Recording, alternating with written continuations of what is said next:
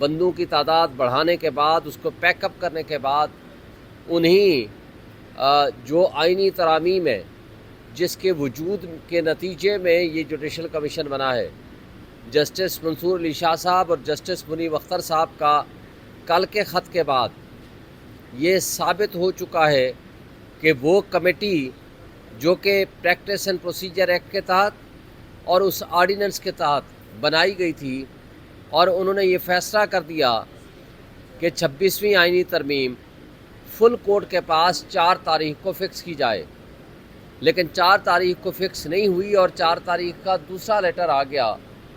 تو سوال یہاں یہ پیدا ہوتا ہے کہ کیا جسٹس قاضی فائزہ صاحب کی جو باقیات ہیں، کیا جسٹس یحییٰ آفریدی صاحب ان کو فالو کرنا چاہتے ہیں؟ کیا آج ایک مطلق العنان قسم کا چیف جسٹس قاضی فائزہ جو یہاں بیٹھا سہولت کاری کر رہا تھا، جس نے آرٹیکل 63A کی انٹرپریشن صرف اس لیے غلط کر کے دے دی ان کو، اور وہ جانے سے چند دن پہلے تاکہ جس کا وہ خود بینیفیشری بن سکے، لیکن یہ الگ بات ہے کہ موجودہ حکومت اور اسٹیبلشمنٹ نے اس کو ٹیشو پیپر کی طرح استعمال کرنے کے بعد پھینک دیا۔ مگر سوال یہ ہے، کیا وہ آج قابل عزت زندگی گزار رہے ہیں؟ کیا قابل فخر زندگی گزار رہے ہیں؟ ہرگز نہیں۔ ہمیں افسوس سے کہنا پڑتا ہے کہ ذاتی طور پر جسٹس یحییٰ آفریدی صاحب ایک بڑے آنریبل جج ہیں، لیکن ان کا بطور چیف جسٹس اس منصب کو قبول کرنا بھی قابل اعتراض بات ہے، لیکن اس سے زیادہ قابل اعتراض بات ان کا کمیٹی کے فیصلے کو نہ ماننا اور فل کورٹ بنا کے اس کانسٹیٹیوشنل پٹیشن کو نہ لگانا ہے۔ اور آج ہم یہ سمجھتے ہیں کہ آج کا جوڈیشل کمیشن کا اجلاس کورم نان جوڈس ہے۔ یہ ہو نہیں سکتا، کیونکہ اس جوڈیشل کمیشن کے اندر ایک قانونی سکم موجود ہے جس کے مطابق، جس کے اندر لکھا ہوا ہے کہ جوڈیشل کمیشن میں آئینی بینچ کا سربراہ بیٹھے گا۔ اب آئینی بینچ تو بنے نہیں ہیں، تو جب تک وہ کانسٹیٹیوٹ نہیں ہوگا جوڈیشل کمیشن کی تکمیل ہی ممکن نہیں ہو سکتی۔ تو جب اس کی تکمیل ہی ممکن نہیں ہے تو آج کا اجلاس بلایا جانا کسی صورت آئین کی روح کے مطابق نہیں ہے، یہ آئین کی روح کے خلاف ہے۔ لیکن اس کے باوجود ہم نے پی ٹی آئی نے اپنے 2 افراد نامزد کیے تاکہ اپنا موقف سامنے لایا جا سکے۔ میں سپریم کورٹ کے تمام جج صاحبان سے یہ گزارش کرتا ہوں، یہ اپیل کرتا ہوں کہ آپ نے قسم اٹھا رکھی ہے، آپ نے اوتھ لے رکھا ہے پاکستان کے آئین کو پروٹیکٹ کرنے اور پریزرو کرنے کا، تو لہٰذا آپ پابند ہیں کہ یہاں جو غیر آئینی چیزیں چل رہی ہیں، جس طرح غیر آئینی یہ ترمیم کی گئی، اور غیر آئینی ترمیم جو کہ سب کی آنکھوں کے سامنے ہے، ایک طرف تو لوگوں کو اٹھا کے اغوا کر کے تشدد کر کے پیسے دے کے کرائی گئی، جس کے اندر قاضی فائزہ صاحب کی پوری سہولت کاری موجود تھی، دوسری طرف سپریم کورٹ کے لارجر بینچ بلکہ فل کورٹ کی ججمنٹ جو نیشنل اسمبلی کی سیٹیں ہیں وہ ججمنٹ امپلیمنٹ نہیں ہوئی، وہ نیشنل اسمبلی انکمپلیٹ تھی۔ تیسری طرف سینٹ کا کے پی کا اجلاس نہیں ہوا، آپ نے سینٹ کے پی کی نمائندگی کے بغیر آپ نے کس طرح آئینی ترمیم کر لی؟ اور اس کے بعد جس طرح آزاد عدلیہ کے اوپر حملہ ہوا وہ کسی صورت قابل قبول نہیں ہے۔ یہ آئین کے بیسک سٹرکچر اور آئین کے بیسک فیچرز کے خلاف ہے۔ اس کے بارے میں supreme court already Rawalpindi district courts کے کیس میں یہ فیصلہ دے چکی ہے کہ کوئی بھی ترمیم، آئینی ترمیم، سو کارڈ آئینی ترمیم جو کہ ان پارلیمنٹیرینز نے پاس کی، اس کی اگر وائلیشن بیسک فیچرز یا سپریم کورٹ یہ سمجھتی ہے کہ فنڈامنٹل رائٹس کی وائلیشن میں ہے یا آزاد عدلیہ کے اوپر اٹیک ہے، تو وہ اس کو سٹرائک ڈاؤن کر سکتی ہے۔ پھر سب سے بڑھ کر یہ کہ یہ اسمبلی جو ہارے ہوئے لوگوں پہ مشتمل ہے، چند لوگ اگر ڈاکہ زنی کے ذریعے الیکشن کے اوپر ڈاکہ ڈال کے الیکشن کمیشن سے ایک جعلی فارم 47 بنوا کے اور یہاں آ کر مسلط ہو جائیں گے، تو پارلیمنٹ کے اندر بیٹھا ہوا ڈاکو ہو یا کچے کے اندر بیٹھا ہوا ڈاکو، ان میں کوئی فرق نہیں ہے۔ کچے کا ڈاکو کسی ایک شخص کو لوٹتا ہے، اس کی مال و دولت کو لوٹتا ہے، لیکن پکے کا ڈاکو پوری عوام 25 کروڑ عوام کے حقوق پہ ڈاکہ ڈالتا ہے۔ تو لہٰذا اگر کوئی ڈاکو پارلیمنٹ کے اندر گھس جائے گا اور اس بلڈنگ پہ قبضہ کر لے گا تو اس کی لیجٹیمیسی نہیں ہوگی۔ پھر آپ نے دیکھا رات کی تاریکی میں کل جس طریقے سے قانون سازی کے نام پہ ایک اور ڈاکہ ڈالا گیا، جو 6 بل پاس کرائے گئے، جس میں سے سپریم کورٹ کو پیک کر دیا گیا۔ سپریم کورٹ میں 17 ججز کی بجائے 34 ججز کا اطلاق کیا جانا، یہ سراسر بدنیتی پہ مبنی ہے۔ مقصد صرف یہ ہے ان کا کہ ان کو پتہ ہے کہ یہ انڈیپینڈنٹ ججز بیٹھے ہوئے ہیں سپریم کورٹ میں، یہ ان کی خواہشات کی تکمیل نہیں کریں گے۔ اب ان کے مد مقابل اتنے ججز اس میں بھر دو، اتنی تقسیم پیدا کر دو کہ اپنی مرضی کے ججز کو یہاں لا کر کے پھر ان سے اپنی مرضی کے فیصلے لیے جا سکیں۔ اور بہانہ اور ڈرامہ کیا کرتے ہیں کہ جناب پینڈنسی زیادہ ہے۔ ابھی موجودہ جو چیف جسٹس صاحب آئے ہیں اور سپریم کورٹ بیٹھی ہے، آپ کو یاد ہوگا کہ یہ پینڈنسی قاضی فائزہ صاحب نے جان بوجھ کے بڑھائی تھی، چونکہ وہ 6 کیسز لگا رہے تھے، اور آج سپریم کورٹ میں 30 کیسز ہر بینچ میں لگے ہوئے ہیں۔ اگر اگلے 6 مہینے میں یہ کیسز ختم ہو جاتے ہیں تو مجھے بتائیں کہ جو 17 مزید ججز آپ نے بٹھانے ہیں، ان کی تنخواہیں میری آپ کی جیب سے جائیں گی، ان کی پینشن آپ کی میری جیب سے جائے گی، اور ان کو ہمیشہ کے لیے ان کے مرنے کے بعد ان کی بیوہ کو، ان کے بچوں کو پینشن ہم نے بلینز آف روپیز دینے ہیں۔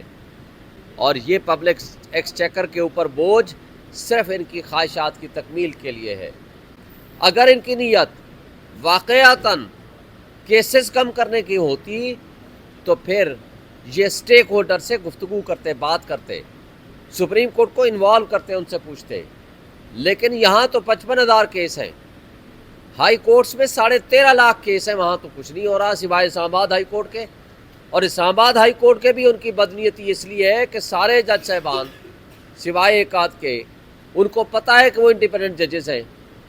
اب ان کو مسئلہ یہ ہے کہ وہاں اپنے مرضی کے ججز لگائیں اور ان کے پاس کیس فکس کرا کے اپنی مرضی کے سے فیصلے لیں۔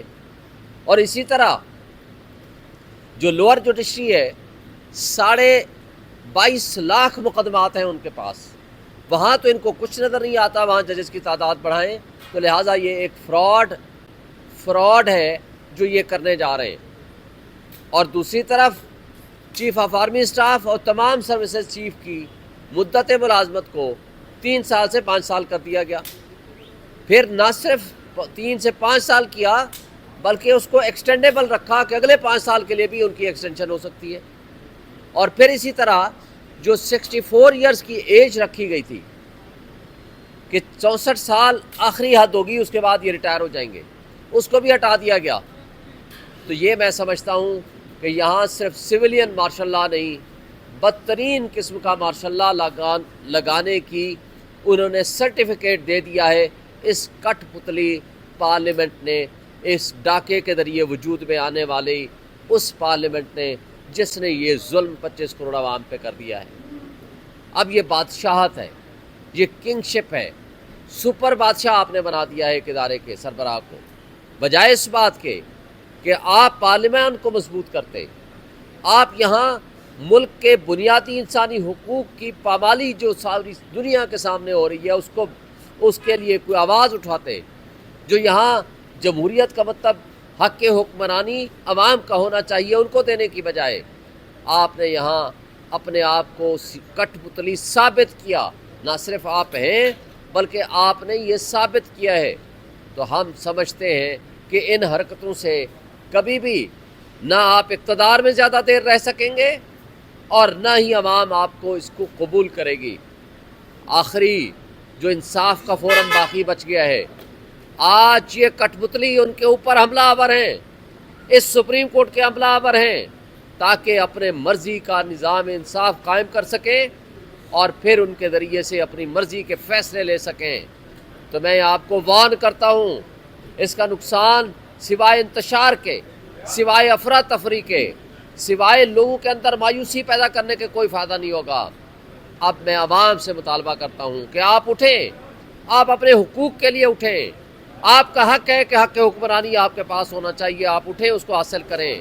اس لیے کہ ان کٹ پتلیوں نے، ہمارے ملک کی اسٹیبلشمنٹ نے، ان تمام لوگوں نے اور یہ سو کارڈ اپنے آپ کو جمہوری کہنے والوں نے جمہوریت کو دفنا دیا ہے، اور ان لوگوں نے بدماشیاں اوپر مسلط کر دی ہے، اور اس بدماشیاں نے ملک میں آئین اور قانون کو پامال کر دیا ہے، اور چند لوگوں کے ہاتھوں میں آئین اور قانون کو ایک کھلونا بنا کے رکھ دیا ہے۔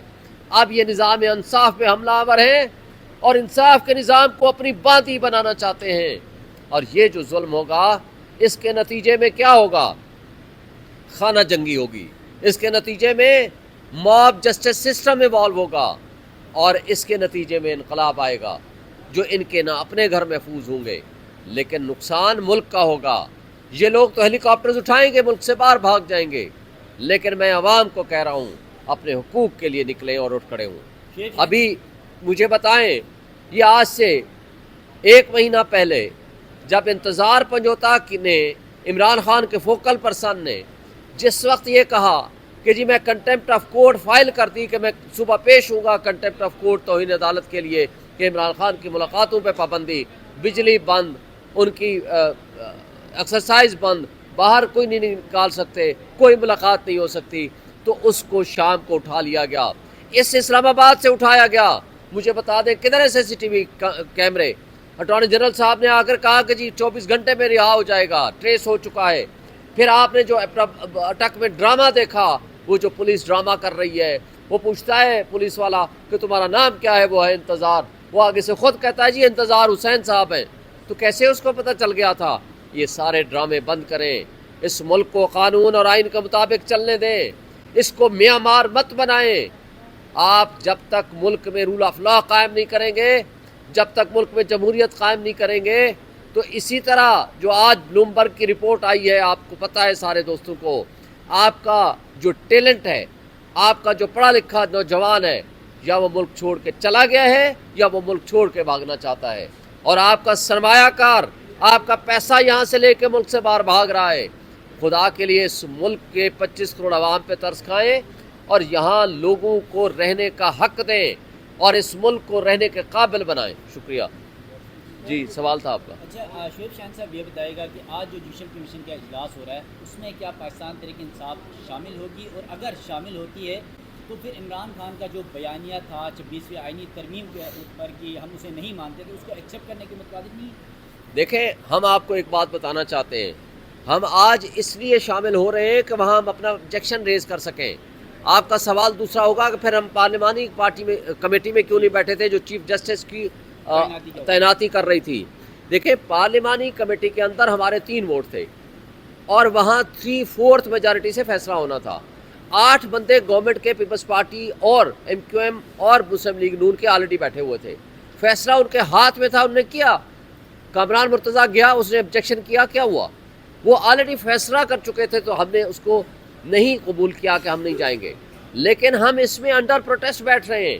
انڈر پروٹیسٹ اس لیے بیٹھ رہے ہیں کہ ہم سپریم کورٹ کے ججز کا بھی ضمیر جگانا چاہتے ہیں کہ آپ کی بھی ذمہ داری ہے، ہماری بھی ذمہ داری ہے کہ ہم اس ملک میں ہونے والے اس ظلم کو روک سکیں۔ اگر ہم کوئی اپنا رول ادا کر سکتے ہیں تو اس لیے ہم نے اپنے نمائندے بھیجے ہیں، اور انشاءاللہ وہ پوری طرح بھرپور نمائندگی کریں گے۔ اور میں یہ سمجھتا ہوں کہ سپریم کورٹ کے ججز کو اور اپنا اس وقت رول ادا کرنے کی ضرورت ہے، جو کہ ان کو کرنا چاہیے۔ اگر وہ نہیں کریں گے تو پھر یہ سوچ لیں کہ جسٹس قاضی فا عیسیٰ کو زیادہ دور نہیں ہے، تو اس کا جو انجام ہوا ہے، تو پھر جو جج اس طرح ناانصافی کے فیصلے کرے گا اس کا انجام شاید اس سے بھی بدتر ہو۔